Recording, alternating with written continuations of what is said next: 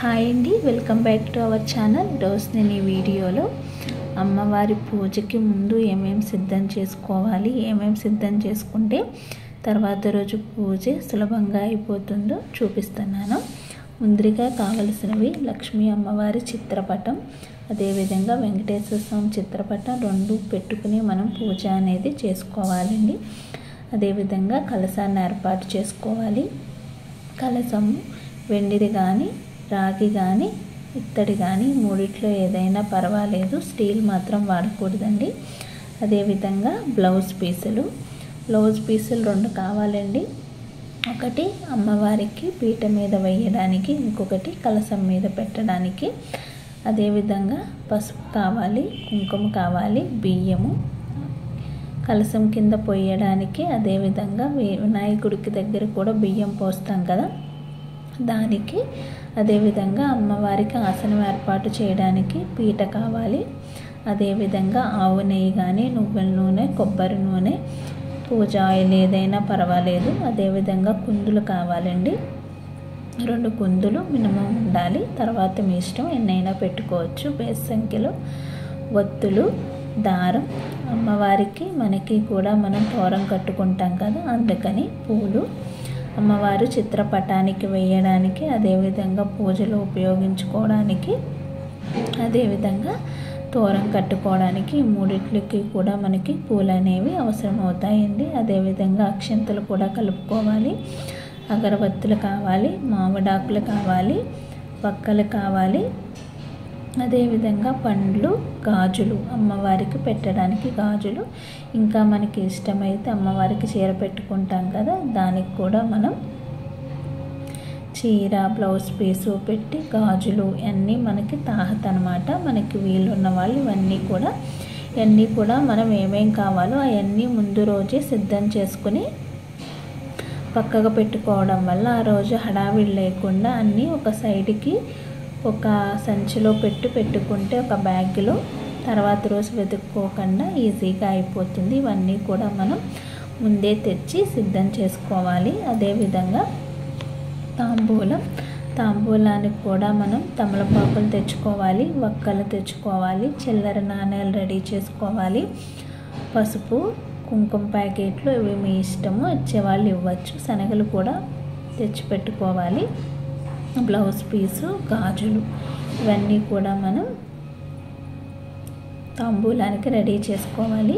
ఈ తాంబూలానికి కూడా ముందు మనం వక్కలు, చిల్లర నాణాలు, పసుపు, కుంకుమ, బ్లౌజ్ పీసు, గాజులు ఇవన్నీ కూడా మనం ముందు రోజే ప్యాక్ చేసేసి పెట్టుకోవచ్చు. తమలపాకులు అలాంటివి ముందు రోజే వేస్తే పాడైపోతాయి కాబట్టి అరటి పండ్లు, ఏం పళ్ళు పెట్టుకోవాలనుకుంటున్నామో అవి, శనగలు మాత్రం ఆ రోజు ప్యాక్ చేసుకోవాలి. ఇలా కొన్ని ముందు రోజే ప్యాక్ చేసుకోవడం వల్ల మనకి పని కూడా తక్కువ అవుతుంది, తర్వాత రోజుకి సులభంగా ఉంటుంది.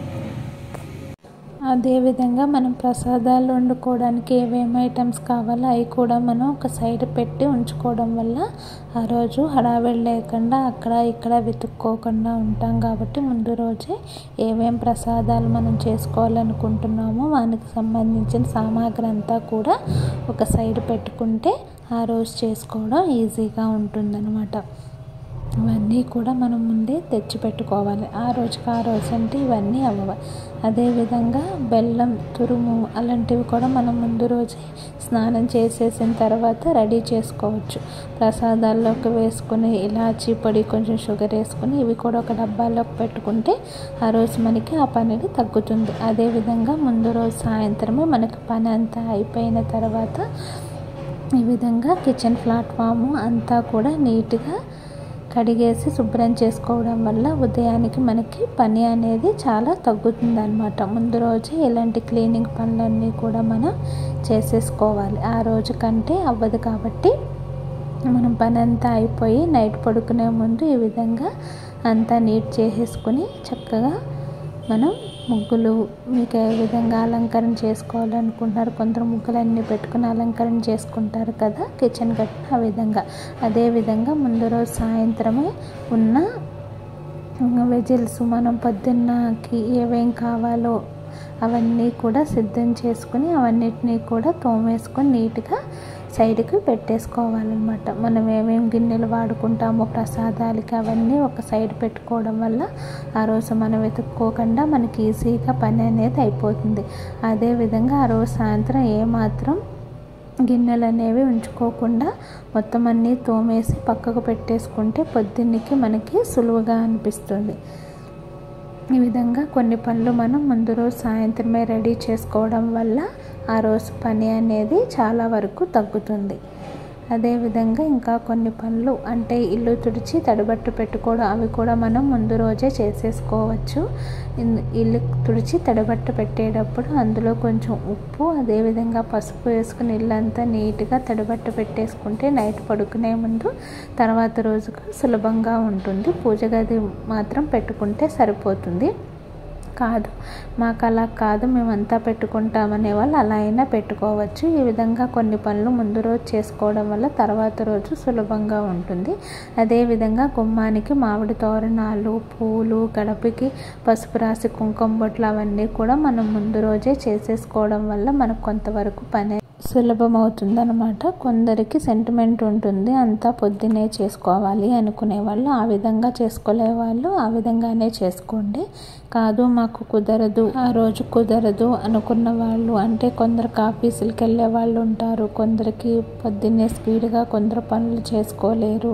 అలా రకరకాలుగా కొన్ని కారణాల వల్ల ఆ రోజు అన్నీ చేసుకోవడం కష్టమవుతుంది. కాబట్టి ఇలా ముందు రోజు కొన్ని పనులు చేసుకోవడం వల్ల మనం సులభంగా తర్వాత రోజు చేసుకోవడానికి బాగుంటుంది. అదేవిధంగా దేవుడి దగ్గర పెట్టే సామాన్లన్నీ కూడా వెండి సామాన్లు అయితే వెండి, ఇత్తడివి అయితే ఇత్తడి, మనం ఏమేమి పెట్టుకోవాలనుకుంటున్నా అవన్నీ కూడా క్లీన్ చేసేసి తుడిచి పక్కకు పెట్టుకుంటే ఆ రోజు పొద్దున్నే పూజ అనేది సులభంగా చేసుకోవచ్చు.